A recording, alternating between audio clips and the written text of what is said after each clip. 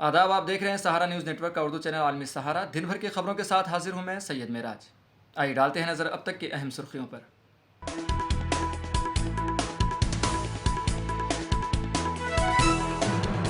वज़ीर-ए-आज़म मोदी ने इंडिया इत्तेहाद पर की तनकीद, कहा उनकी सरकार 7 जन्मों में भी बनने वाली नहीं और कांग्रेस को वोट देना बेकार है। सोनिया गांधी ने दिल्ली वालों से की अपील, कहा यह इलेक्शन आइन और जमहूरियत को बचाने का है, इंडिया इत्तेहाद को उम्मीदवारों को कामयाब बनाएं। रुकन पार्लियामेंट स्वाति मालीवाल ने आम आदमी पार्टी को दिया चैलेंज, कहा अब कोई ताकत भी लग जाए मैं इस्तीफा नहीं दूंगी। राजस्थान में गर्मी का रेड अलर्ट बरकरार, महकमा मौसमियात के मुताबिक 4-5 दिनों तक गर्मी से राहत नहीं। ईरान के सदर डॉक्टर इब्राहिम रईसी सुपुर्द खाक, इमाम रज़ा अलैहिस्सलाम की दरगाह में हुई तदफीन।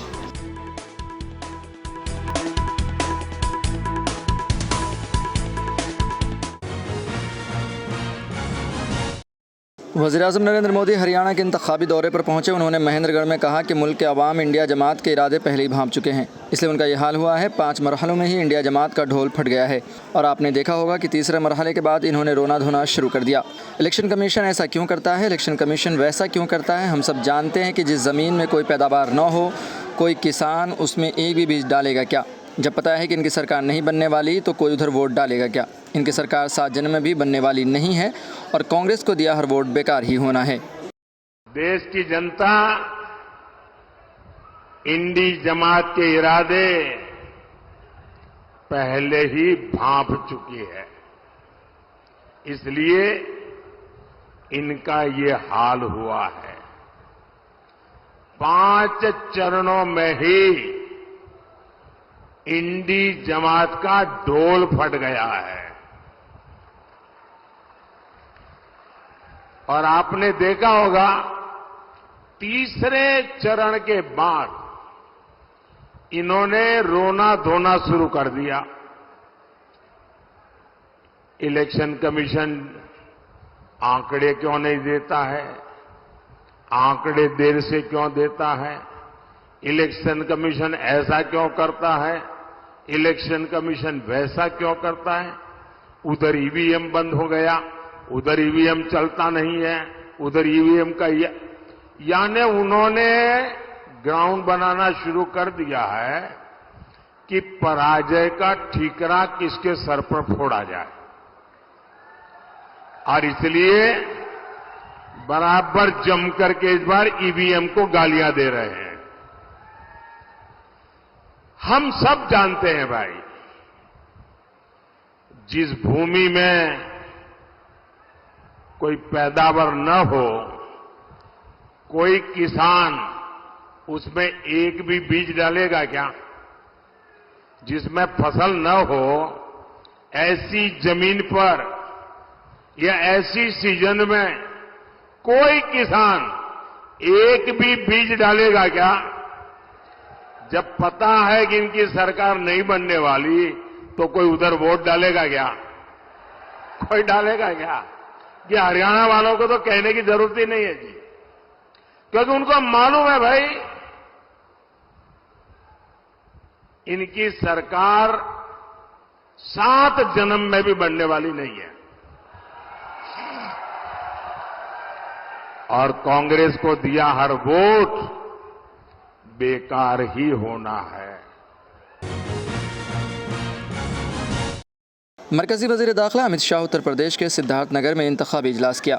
उन्होंने इस मौके पर कहा कि यह अपोजिशन घमंडी इत्तेहाद बनकर आगे बढ़ा है। मैं आज राहुल गांधी से पूछना चाहता हूं, अगर आपको अक्सरियत मिलती है तो आपका वज़ीर आज़म कौन होगा? शरद पवार बन सकते हैं क्या? लालू यादव बन सकते हैं क्या? उद्धव ठाकरे बन सकते हैं क्या?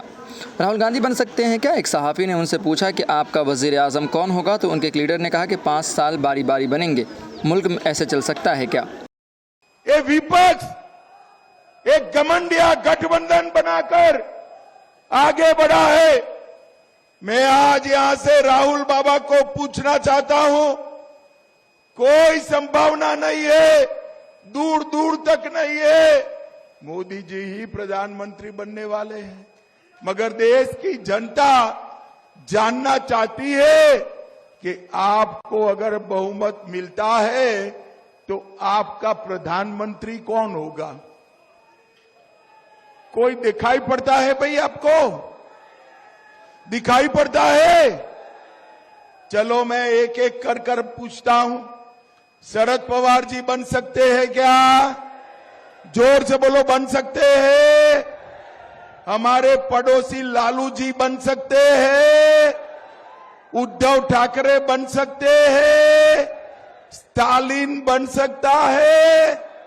अब हंसना मत, हंसना मत। राहुल बाबा बन सकते हैं क्या? अरे क्यों हंसे भाई? इतने बड़े नेता है, बन सकते हैं क्या? अब एक पत्रकार ने उनको पूछा कि भाई आपका प्रधानमंत्री कौन होगा? तो उनके एक नेता ने कहा 5 साल बारी बारी बनेंगे। डुमरियागंज वालों, देश ऐसे चल सकता है क्या? मुझे बताओ, चल सकता है? अरे राहुल बाबा, ये परचूरन की दुकान नहीं है, 130 करोड़ का महान देश है, महान देश। कांग्रेस के लीडर प्रियंका गांधी भी हरियाणा के इंतखाबी दौरे पर हैं। उन्होंने पानीपत में कहा कि यह महाभारत की ज़मीन है, यहाँ से हमें भगवत गीता की तालीम मिली है। इसने हमें नाइंसाफ़ी के खिलाफ लड़ना सिखाया है। खेल का मैदान हो, जंग का मैदान हो या खेत खलिहान हो, हरियाणा के लोग अपना खून पसीना लगाकर खूब मेहनत करते हैं। देखिए, ये महाभारत की धरती है। यहाँ से हमें भगवत गीता की सीख मिली। अन्याय के खिलाफ न्याय के लिए लड़ने की सीख मिली। अधर्म के खिलाफ धर्म की लड़ाई लड़ने की सीख मिली। यहाँ चाहे खेल का मैदान हो, चाहे जंग का मैदान हो, चाहे खेत खलिहान हो, हर जगह हरियाणा के लोग खून पसीना बहाकर मेहनत करते हैं। सीपीपी की चेयरमैन सोनिया गांधी ने दिल्ली के आवाम से अपील की है। उन्होंने कहा कि यह एक बहुत अहम इलेक्शन है। ये इलेक्शन मुल्क की जमहूरियत और आइन को बचाने का इलेक्शन है। ये इंतखाब बेरोज़गारी, महंगाई, आइनी इदारों पर गैर ज़रूरी मुदाखलत जैसे मुद्दों पर लड़ा जा रहा है। आपको इस लड़ाई में अपना किरदार निभाना है। मैं आपसे अपील करती हूँ कि कांग्रेस और इंडिया इत्तेहाद के उम्मीदवारों को दिल्ली की 7 सीटों पर भारी अक्सरियत से कामयाब बनाएं। मेरे प्यारे दिल्ली वासियों, यह एक बहुत महत्वपूर्ण चुनाव है। यह चुनाव देश के लोकतंत्र और संविधान को बचाने का चुनाव है। यह चुनाव बेरोजगारी, महंगाई, संवैधानिक संस्थाओं पर आक्रमण जैसे मुद्दों पर लड़ा जा रहा है और आपको इस लड़ाई में अपनी भूमिका निभानी है। आपका हर एक वोट रोजगार बनाएगा, महंगाई को कम करेगा, महिलाओं को सशक्त करेगा और एक सुनहरे भविष्य में समता और बराबरी का भारत बनाएगा। मैं आपसे अपील करती हूं कि कांग्रेस और इंडिया गठबंधन के उम्मीदवारों को दिल्ली की 7 सीटों पर भारी मतों से विजयी बनाइए। बिहार के साबिक़ वज़ीर आला राबड़ी देवी इंतखाबी मुहिम में शामिल हुई। राबड़ी देवी ने पाटलिपुत्र लोकसभा हल्के से आरजेडी के उम्मीदवार मीसा भारती की हिमायत में इंतखाबी मुहिम की। राबड़ी देवी ने कहा कि बीजेपी 400 पार का नारा लगा रही है तो लगाने दो, हमें नारा लगाने का हक है तो उन्हें भी है। पूरे मुल्क में हलचल है, इंडिया इत्तेहाद की सरकार आ रही है। नीतीश कुमार और बीजेपी को हमें जितनी गालियाँ देनी हैं दें, लेकिन फैसला मुल्क के अवाम करेगी। जनता मालिक है, पूरा बिहार की जनता मालिक है, पाटलिपुत्र की जनता मालिक है। 400 पार का नारा बीजेपी लगा रही है, इंडिया लाइफ का नारा राबड़ी देवी बता रही है। जनता बीजेपी नारा लगा रही है, लगाने को हमको भी नारा लगाने का हक है, उनको भी नारा लगाने का हक है। आप कितनी सीटों के लिए बोलेंगी? आप कितनी सीटों के लिए चाहेंगी कि इंडिया अलायंस आपकी सरकार वहाँ बने? इंडिया अलायंस बनेगा सरकार, पूरा देश भर में हलचल है, इंडिया सरकार आ रही है। आखिरी प्रश्न मेरा रहेगा, जिस तरीके से नीतीश कुमार भी आपके परिवार के ऊपर निजी अटैक कर रहे हैं, उसके ऊपर आप उससे कोई बात नहीं, हम लोग का आपत्ति नहीं है। जितना गाली देना दें, नीतीश कुमार चाहे बीजेपी चाहे प्रधानमंत्री, जितना करिए ना करिए, जनता फैसला करेगा, देश के जनता फैसला करेगा। स्वाति मालीवाल का मामला तूल पकड़ चुका है। इस मामले में दिल्ली पुलिस ने वज़ीर आला केजरीवाल के बुजुर्ग और बीमार वालिदैन से पूछताछ का फैसला किया है, जिसके बाद लीडरान बेहद खफा नजर आ रहे हैं।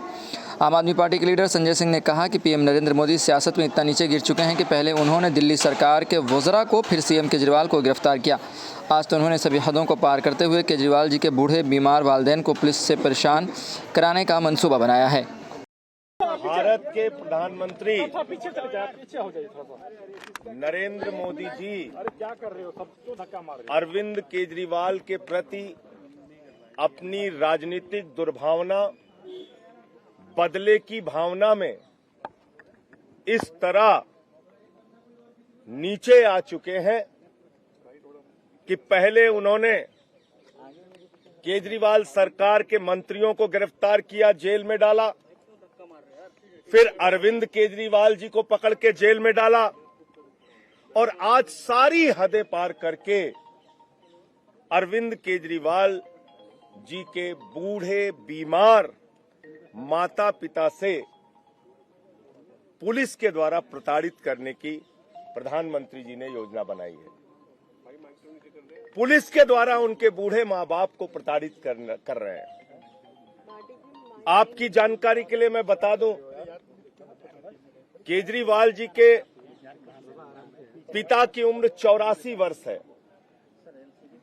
जब वो वॉक के लिए चलते भी हैं तो किसी का सहारा लेके चलते हैं, कानों से सुन नहीं पाते ठीक से। उनकी मां, जिनकी आयु 76 वर्ष है,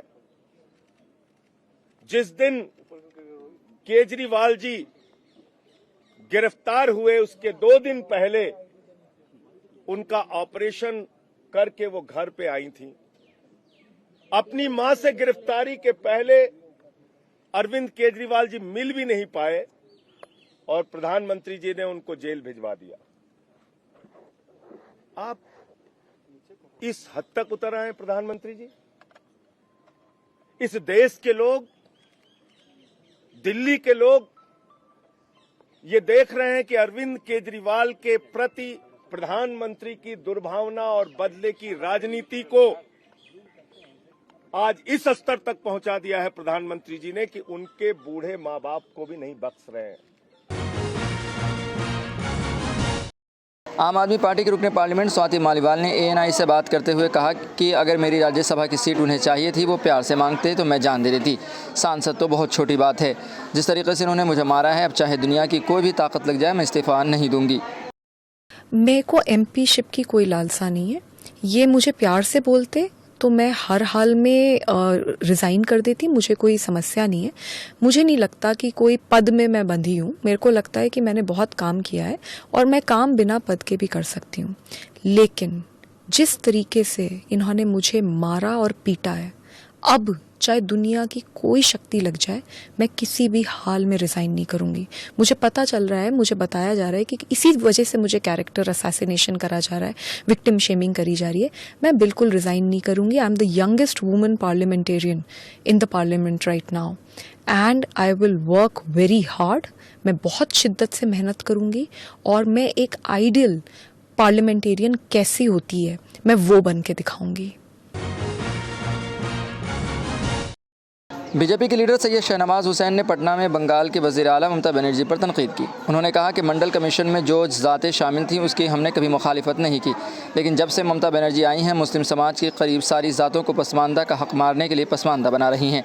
इतनी ज़ातों को सिर्फ वोट बैंक की सियासत के लिए भरा गया है। हाई कोर्ट ने इस पर फैसला दिया है। हम मजहबी बुनियाद पर रिजर्वेशन के हक़ में नहीं हैं।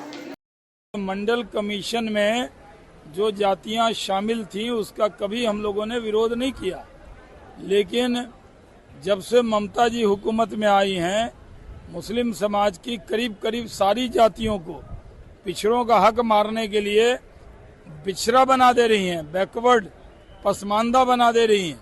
हाई कोर्ट ने कहा है कि जो इतनी जातियां आपने इसमें भर दी हैं वो सिर्फ वोट बैंक की सियासत के लिए किया है। हाई कोर्ट ने उस पर फैसला दिया है। हम लोग धार्मिक आधार पर आरक्षण के पक्ष में नहीं है। जातीय आधार पर जिन लोगों को मंडल कमीशन में रिजर्वेशन जिन मुस्लिम को भी मिला हुआ था उसका विरोध हमने कभी नहीं किया, लेकिन सारे को मंडल कमीशन के बाद बैकवर्ड लिस्ट में शामिल करके और जो बैकवर्ड समाज के लोग हैं उनका हक मारने का काम ममता जी कर रही थी, उसी को तो हाई कोर्ट ने खारिज किया है।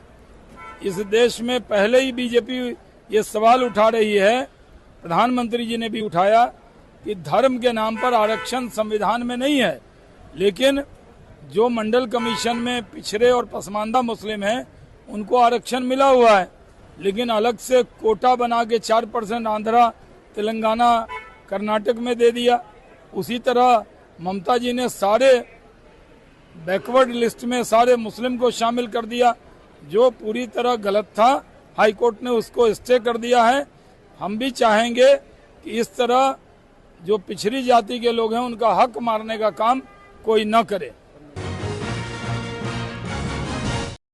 यूपी के जौनपुर में समाजवादी पार्टी के सरबराह और कन्नौज लोकसभा सीट से उम्मीदवार अखिलेश यादव ने कहा कि जो लोग 400 पार का नारा दे रहे थे वह आम जनता का गुस्सा देखकर 400 पार का नारा नहीं दे पा रहे।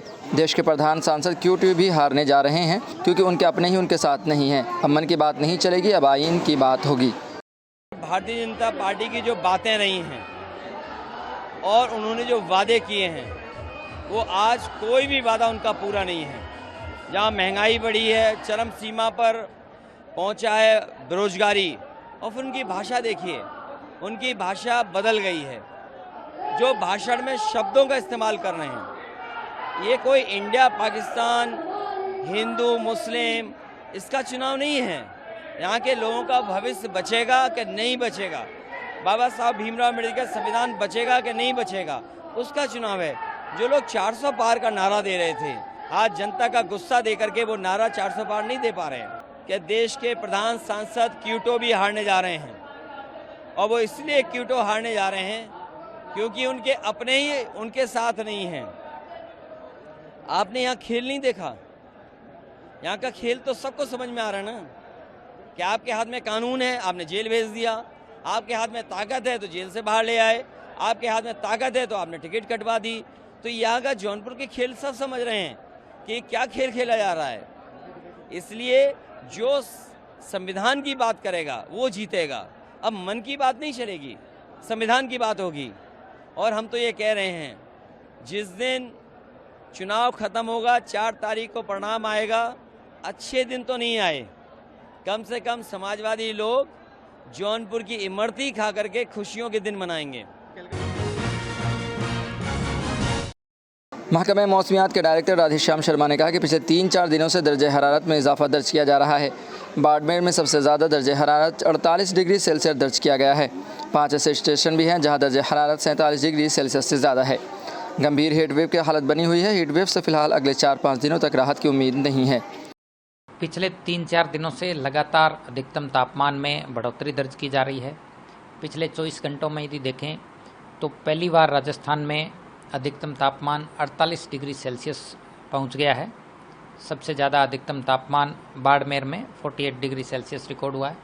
इसके अलावा 5 ऐसे स्टेशन भी हैं जहां पे अधिकतम तापमान 47 डिग्री सेल्सियस से ऊपर है। यानी कि जो हीट वेव का दौर अब तक चल रहा था, इसकी इंटेंसिटी में अभी और बढ़ोतरी हुई है। फिलहाल सीवियर हीट वेव की परिस्थिति बनी हुई है। इसके अलावा रात्रि न्यूनतम तापमान भी सामान्य से 3 से 5 डिग्री ऊपर है, यानी कि हीट वेव के साथ साथ में वार्म नाइट कंडीशंस बनी हुई है। हीट वेव का यह दौर अभी भी अगले 4-5 दिनों तक जारी रहेगा। पश्चिमी राजस्थान के जोधपुर, बीकानेर संभाग, इसके अलावा शेखावाटी क्षेत्र के इलाके, वहीं जयपुर, भरतपुर और अजमेर संभाग के भी क्षेत्रों में यदि देखेंगे तो आने वाले दिनों में अधिकतम तापमान में और 1 से 2 डिग्री सेल्सियस की बढ़ोतरी हो सकती है।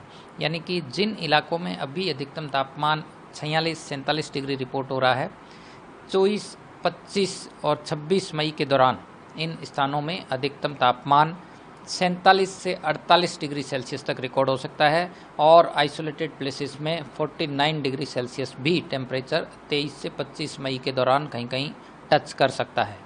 यानी कि अभी भी अगले 3-4 दिनों तक राजस्थान के अधिकांश भागों में हीट वेव, कहीं कहीं सीवियर हीट वेव और वार्म नाइट की कंडीशन जो है वो बनी रहेगी।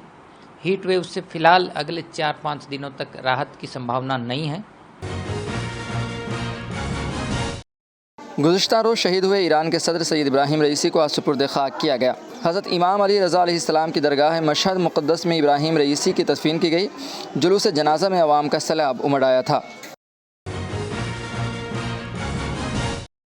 इसराइल के ज़रिए मासूम फ़िलिस्तीनियों के खून की होली खेले जाने का सिलसिला जारी है। गज़ा में एक फ़िलिस्तीनी बच्ची ने मीडिया के नुमाइंदे से दुख भरी बातें की। बच्ची ने बताया कि मैं बाज़ार में थी, घर पहुंची तो अपने तमाम बहन भाइयों को शहीद पाया। सबको कत्ल किया गया, टुकड़े टुकड़े कर दिया गया और उनका खून हर तरफ बिखरा पड़ा था।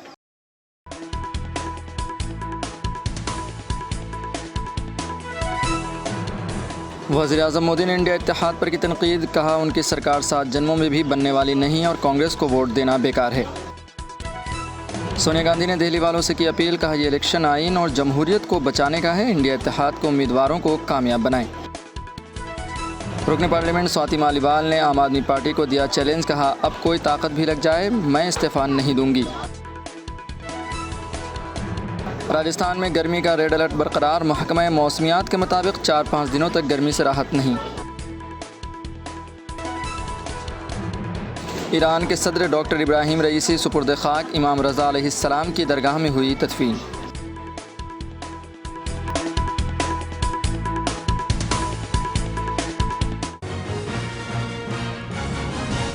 फ़िलहाल खबरनामे में इतना ही। हमें दीजिए इजाज़त और ताज़ा तरीन खबरों के लिए देखते रहें आलमी सहारा।